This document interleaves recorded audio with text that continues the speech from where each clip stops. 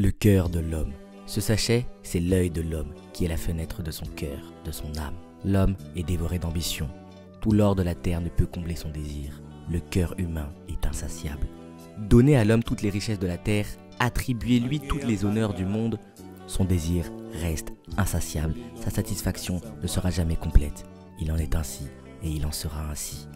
Mais ce cœur insatiable, ce cœur gonflé d'orgueil, ce cœur au désir immense, se satisfait seulement quand vient la mort d'une toute petite quantité de terre.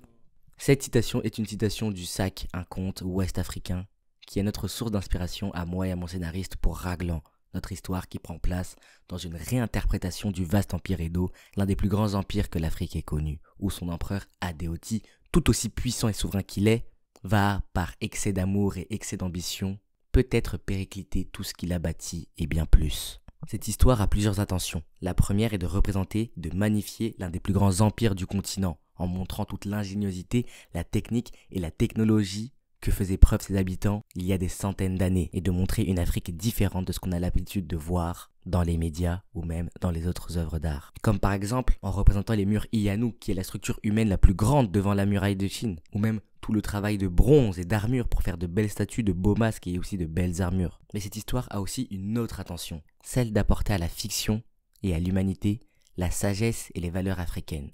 Comme je vous l'ai dit, cette histoire est inspirée d'un célèbre conte ouest-africain, le Sac. Et on a trouvé, moi et mon scénariste, la morale de cette histoire tellement belle, tellement poignante, tellement évocatrice qu'on a voulu l'adapter. L'Afrique regorge de tout plein de belles histoires qui sont issues de traditions orales ou même consignées dans des contes qui n'attendent plus qu'à être adaptées à l'ère moderne. Comme le font si bien les Européens depuis des dizaines d'années avec les Disney et autres. Mais ce n'est pas tout.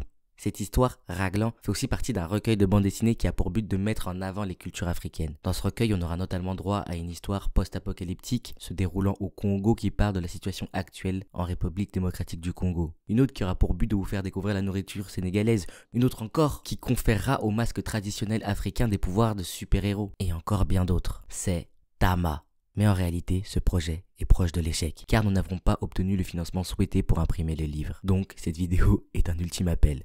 Vous pouvez d'ores et déjà précommander cette histoire. Il vous reste très peu de temps, moins de 3 jours. Et il nous reste aussi moins de 3 jours pour réussir à financer son impression. Et pourquoi pas faire vivre une nouvelle ère dans la bande dessinée. Une bande dessinée un peu plus africaine. Lien en bio, c'est émotive. À plus dans le bus.